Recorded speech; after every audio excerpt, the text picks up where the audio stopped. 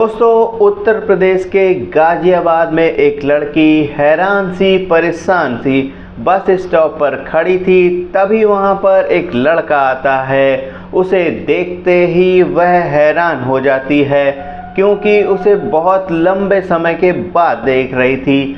हालांकि उसे बहुत पहले से जानती थी लेकिन वह उसे पहचान नहीं पा रही थी। अब वह डरते डरते उसके पास जाती है और कहती है कि क्या तुम अमर हो। वह मुस्कुरा देता है, कहता है अरे यार, तुमने मुझे नहीं पहचाना, मैं अमर ही हूँ। और फिर वह कहती है मैं पहचानूंगी कैसे, तुम इतने बदल गए हो, इतने हैंडसम हो गए हो, इतने बड़े हो गए हो। तो वह कहता है कि तुम भी तो इतनी खूबसूरत हो गई हो। अब जो अमर की बात सुनकर उस लड़की का नाम जो होता है वह साजिया होता है। साजिया जो है वह शर्मा जाती है, लेकिन दोस्तों ये शर्मो हया कुछ ही दिनों के बाद इनके बीच में मिट जाती है और इसका अंजाम यह होने वाला था कि उन्हें खुद ही नहीं पता था कि पूरा ज़माना उनके पीछे पड़ने वाला है, क्योंकि लड़का जो है वह हिंदू था और लड़की मुस्लिम थी। दोस्तों, क्या हुआ, क्या होता है, आइए जानते हैं पूरी कहानी इस वीडियो में। लेकिन वीडियो में आगे बढ़ने से पहले बस वही एक छोटी सी रिक्वेस्ट कि अगर आप इस चैनल पर पहली बार आए हैं तो चैनल को सब्सक्राइब कर लीजिए और वीडियो को भी लाइक कर लीजिए ताकि मेरा मोटिवेशन बढ़ता रहे। दोस्तों, आज की ये कहानी है उत्तर प्रदेश के गाजियाबाद की। एक थाना लगता है इंदिरापुरम। उसी थाने की एक लड़की थी जिसका की नाम साजिया होता है, जो कि 12वीं की पढ़ाई कर रही थी और रोज वो बस स्टॉप पर खड़ी होती थी। जैसे ही बस वहां पर आती थी उसमें से सवार होकर वह स्कूल चली जाती थी। उसके साथ बहुत सारे बच्चे जाते थे जो कि स्कूल में पढ़ते थे। तो उसी बस स्टॉप पर एक लड़का जिसका कि नाम अमर होता है, जो कि कहीं और पढ़ता था, किसी और चीज़ की तैयारी कर रहा था, वह भी रोज आता है और बस पकड़ने के लिए वो भी खड़ा रहता था। वह उन लोगों में घुल मिल जाता है। लोग मस्ती करते हैं, मजाक करते हैं, हंसते खेलते हुए अपने अपने स्कूल की तरफ, कॉलेज की तरफ जाया करते थे। अब दोस्तों, जो साजिया थी वह 12वीं में थी, जबकि उसकी 12वीं की पढ़ाई कंप्लीट हो चुकी थी। तो फिर वह लगातार 3 साल ग्रेजुएशन नहीं करना चाहती थी। वह सोचती है कि ग्रेजुएशन ओपन से कर लेती हूँ और उसके साथ साथ कोई कोर्स कर लेती हूँ, कुछ ट्रेनिंग कर लेती हूँ, जिससे कि इनकम का कोई जरिया बन जाए। और फिर वह VLCC ट्रेनिंग प्रोग्राम ज्वाइन करती है, जो कि वंदना लूथरा कर्स एंड कलर्स के नाम से भी जाना जाता है, जो कि लड़कियों को पार्लर वगैरह की ट्रेनिंग देती है और बहुत सारे क्षेत्रों में यह कंपनी काम करती है। भारतीय कंपनी है। तो यह बात है 2016 की, जब उसकी 12वीं की पढ़ाई पूरी हो चुकी थी और उसके बाद फिर वह VLCC ट्रेनिंग प्रोग्राम ज्वाइन करती है और ये ट्रेनिंग भी उसे उसकी पूरी हो जाती है 2019 में। इस दरमियान जो इंस्टीट्यूट थे वह उसे लर्निंग सर्टिफिकेट देने से इनकार कर देते हैं और इसीलिए वह रोज़ रोज़ इंस्टीट्यूट का चक्कर लगाती है। उसके माता पिता हैरान परेशान हो जाते हैं। इसके अलावा 140 और लड़कियां थीं जो कि उसके साथ उन्होंने भी ट्रेनिंग कर रखी थी, लेकिन उनको भी इंस्टीट्यूट ने सर्टिफिकेट नहीं दिया था।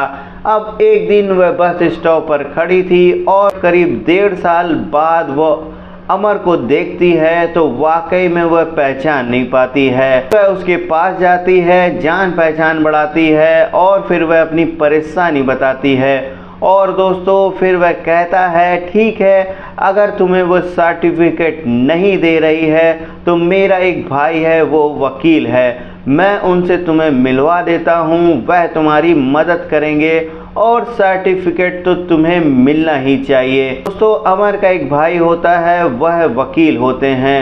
तो वह आते हैं, साजिया से मिलते हैं। उसके बाद फिर साजिया को अपने माता पिता से उन वकीलों को मिलवाती है।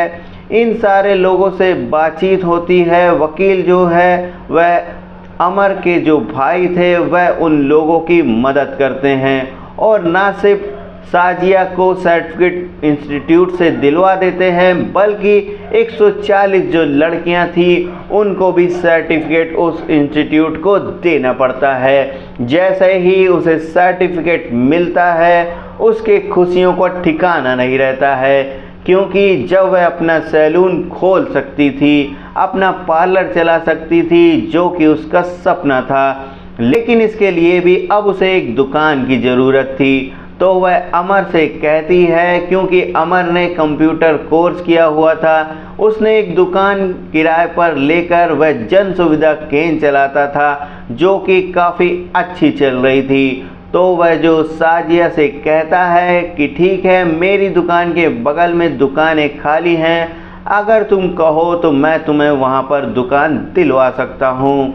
तो उसके माता पिता से वह बात होती है, सब लोग इस पर राजी होते हैं, कहते हैं ठीक है, और यह जो है अपना पार्लर चलाएगी, सैलून चलाएगी, हम लोगों को कोई दिक्कत नहीं है। दोस्तों कुछ ही दिनों में यानी कि करीब 2021 में उसका जो सैलून था, पार्लर था, वह खुल के तैयार हो जाता है। अब बगल में जो है अमर की दुकान थी और इसके बगल में साजिया का सैलून था। यह दोनों अच्छे तरीके से अपना अपना काम करते हैं, दोनों चलाते हैं और दोनों ही आत्मनिर्भर थे, दोनों पैसा कमाने लगते हैं। लेकिन इस दरमियान जो साजिया और अमर थे, जो दोस्ती थी, वह आगे बढ़ती है और दोनों में प्यार हो जाता है, क्योंकि अमर जो था वह अक्सर उसके घर पर आया जाया करता था उसके कामों के सिलसिले से, और जो साजिया के माता पिता थे वह उसे अच्छी तरीके से जानते थे। अमर में और साजिया में कहीं ना कहीं ये दोनों एक दूसरे को चाहते थे, दोनों प्यार करते थे, लेकिन अब तक इन लोगों को कोई ऐतराज़ नहीं था। अब दोस्तों जो साजिया थी वह अमर ने उसकी मदद की थी और दोनों एक दूसरे को इतना जान चुके थे, इतना समझ चुके थे कि दोनों एक साथ जीने मरने का फैसला करते हैं, यानी कि शादी करने का फैसला करते हैं। लेकिन वह डरते थे, चूँकि ये दोनों ही अलग अलग कम्युनिटी से आते थे, एक हिंदू था और दूसरा मुस्लिम था, इसीलिए ये दोनों अपने परिवार को नहीं बताते हैं। और 29 अगस्त 2022 को कोर्ट में जाकर यह दोनों शादी कर लेते हैं, यानी कि तब तक इन दोनों के जान पहचान को 6 साल हो चुके थे और पिछले 1-2 सालों से दोनों एक दूसरे से प्यार भी कर रहे थे। और ये 29 अगस्त 2022 को कोर्ट मैरिज कर लेते हैं, बाकायदा गवाह इसमें लगते हैं और कोर्ट इनकी शादी के स्पेशल मैरिज एक्ट के तहत जो है मंजूरी दे देती है। इन दोनों की शादी हो जाती है, लेकिन अपने परिवारों को नहीं बताते हैं, सोचते हैं अच्छा वक्त आएगा, जब सही वक्त आएगा तो बता देंगे। अब दोनों ने शादी कर ली थी, पति पत्नी हो गए थे, लेकिन मजबूरी थी, दोनों एक साथ रह नहीं सकते थे, एक घर में नहीं रह सकते थे, एक कमरे में नहीं रह सकते थे। दोनों सोचते थे कि अब सही वक्त आएगा तब हमें अपने माता पिता को बता देंगे, लेकिन उनको नहीं पता था कि यह सही वक्त कभी भी नहीं आने वाला। दोस्तों धीरे धीरे 2022 में शादी किए थे, 2022 अगस्त से शादी किए थे और 2022 बीत गया, 2023 भी बीत गया और 2024 भी बीत गया। अब आ गया 2025। अब जो साजिया की शादी की बात चलने लगी थी और उसको पिछले 3 सालों से यह इंतज़ार कर रही थी कि अब जब सही वक्त आएगा तो वह अपने घर वाले को बताएगी, कब मैं और हम और अमर दोनों एक छत के नीचे रहेंगे। लेकिन जब उसकी शादी की बात चलने लगी तो आखिरकार उसे बताना ही पड़ा, और वो जो अमर से शादी कर चुकी है और पिछले 3 सालों से यह दोनों पति पत्नी हैं। अब जैसे ही यह बात साजिया के माता पिता सुनते हैं तो उनके पैरों तले ज़मीन खिसक जाती है। उसकी माँ जो है उसी वक्त उसे लेकर सैलून पर जाती है और सैलून वगैरह बंद करने के लिए कहती है। उसके बाद जो अमर से सवाल जवाब करती है कि तूने क्या किया, मेरी बेटी से शादी कर ली। अब जो अमर है वह कहता है कि हाँ मैंने शादी कर ली है, हम दोनों ने शादी कर ली है, आपसी रजामंदी से हमने शादी की है, पिछले 3 सालों से हम दोनों जो हैं पति पत्नी हैं। उसके बाद वह अपना मैरिज सर्टिफिकेट जो होता है वह भी दिखा देता है और यह देखते ही उसकी माँ इतनी बुरी तरीके से भड़क जाती है कि वह लड़की को मारने पीटने लगती है। उसके बाद अपने पति को भी फ़ोन करके बुला लेती है, जो कि उसके पिता थे उनको वह फ़ोन करके बुला लेती है। वह भी आते हैं। जब वह सवाल जवाब करने लगते हैं तो अमर बता देता है कि हाँ हमने शादी कर ली है और हमने आपसी रजामंदी से शादी करी है। अब दोस्तों जो भी वह पिछले 2 सालों से साजिया की मदद किया था, उनके घर में आता जाता था, अच्छी तरह से जान पहचान थी, वह अच्छी तरीके से जानते थे कि अमर कैसा लड़का है। उसके बावजूद अब यहाँ पर धर्म बीच में आ गया और वह बोलते हैं कि तुमने मेरी बेटी के साथ लव जिहाद किया है। वह बोलता है कि अंकल लव जिहाद का मतलब क्या होता है। लव जिहाद का मतलब होता है जैसे कि लव मतलब तो आप जानते ही हो, जिहाद का मतलब होता है धर्म के लिए, धर्म की रक्षा के लिए युद्ध करना। लेकिन जो प्यार के मामले में होता है उसे कहा जाता है फिर अगर कोई मुस्लिम युवक अपना धर्म छुपाकर, अपनी जाति नाम छुपाकर किसी हिंदू लड़की से हिंदू लड़का बनकर उसे प्यार का सॉन्ग रचाता है और प्यार करता है और फिर उसे प्रेम के जाल में फंसाकर उससे शादी कर लेता है और फिर उसके बाद उसका धर्म परिवर्तन करने के लिए दबाव बनाता है या फिर धर्म परिवर्तन करा देता है। यह जो सारा प्रकरण जो है वह मिलकर वह एक लव जिहाद कहलाता है। लेकिन यहाँ पर जो अमर कह रहा था कि मैं आपके घर में आता जाता था, आप हमको अच्छी तरीके से जानते थे, पिछले 9 सालों से मैं और साजिया एक दूसरे को जान रहे हैं, पिछले 4-5 सालों से आप लोग भी मुझे जान रहे हो, समझ रहे हो, तो इसमें लव जिहाद जैसी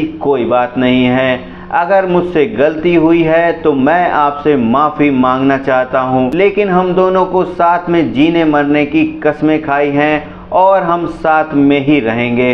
अब वह लाख मिन्नतें करता रहा, उनको समझाता रहा, मनाता रहा कि कभी भी मैंने इस धर्म को बदलने का दबाव नहीं डाला, बल्कि मैं मंदिर लेकर जाता हूँ जहाँ भी जाना चाहती है, तो ऐसी कोई बात नहीं, हम दोनों एक दूसरे को प्यार करते हैं और आप लोगों के मान सम्मान को भी हमने रखा है।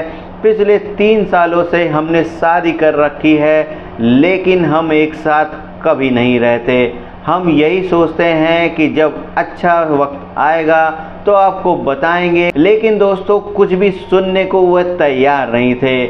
उसी वक्त तमाम कई अलग अलग धर्म के संगठन के लोग जो है वह सामाजिक कार्यकर्ताएं जो भी हैं और जो भी उन धर्म की रक्षा करने वाले थे उनको फ़ोन कर लेते हैं और जब इन दोनों को यह एहसास होता है हमारा यहाँ पर कुछ ही देर में बचना मुश्किल हो जाएगा, तो यह दोनों वहाँ से एक साथ भाग निकलते हैं और गाड़ी के अंदर बैठकर स्टेटमेंट देती है जो कि साजिया कि हम दोनों बालिग हैं और हम जो हैं अपने पति के साथ जा रहे हैं, कहीं पर भी मुझे सुरक्षा चाहिए। कई बार जो है अमर को अपना पति उसे बताती है, कहीं से भी ऐसा नहीं लग रहा था कि वह वहाँ से किसी दबाव में है।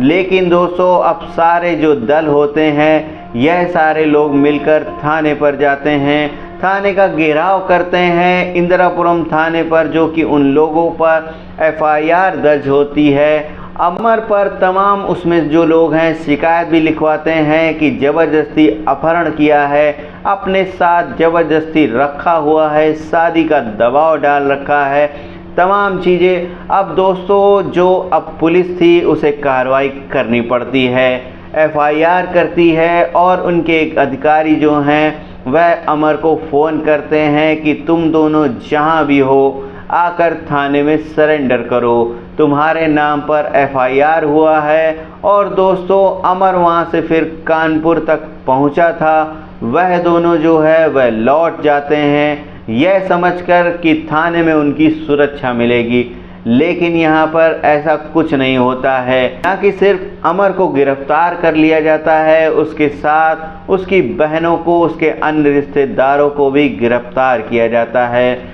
फिलहाल 14 दिन के लिए अमर को जेल भेज दिया जाता है। 14 दिन के बाद वह जमानत पर बाहर आता है और अब इस इंतज़ार में है कि कब वो जो है मजिस्ट्रेट के सामने जो लड़की है वह अपना बयान दर्ज होगा और फिर उसके बाद उसे राहत मिलेगी और फिर वह दोनों पति पत्नी के रूप में उन्हें रहने की इजाज़त दी जाएगी। तो दोस्तों यह रही आज की कहानी। सबसे बड़ा सवाल है कि क्या अमर और साजिया ने जो भी कुछ किया वह गलत किया या फिर उनके साथ जो भी कुछ किया जा रहा है वो गलत है या सही है? क्या यह लव जिहाद है? आप कमेंट करके अपनी राय ज़रूर बताइएगा। और ये कहानी अगर अच्छी लगी हो तो इस प्रकार की कहानियों को सुनने के लिए हमारे चैनल को सब्सक्राइब कर लीजिएगा, वीडियो को भी लाइक कर लीजिएगा। मिलते हैं फिर से एक नई कहानी के साथ नए वीडियो में। तब तक के लिए धन्यवाद। जय हिंद, जय भारत।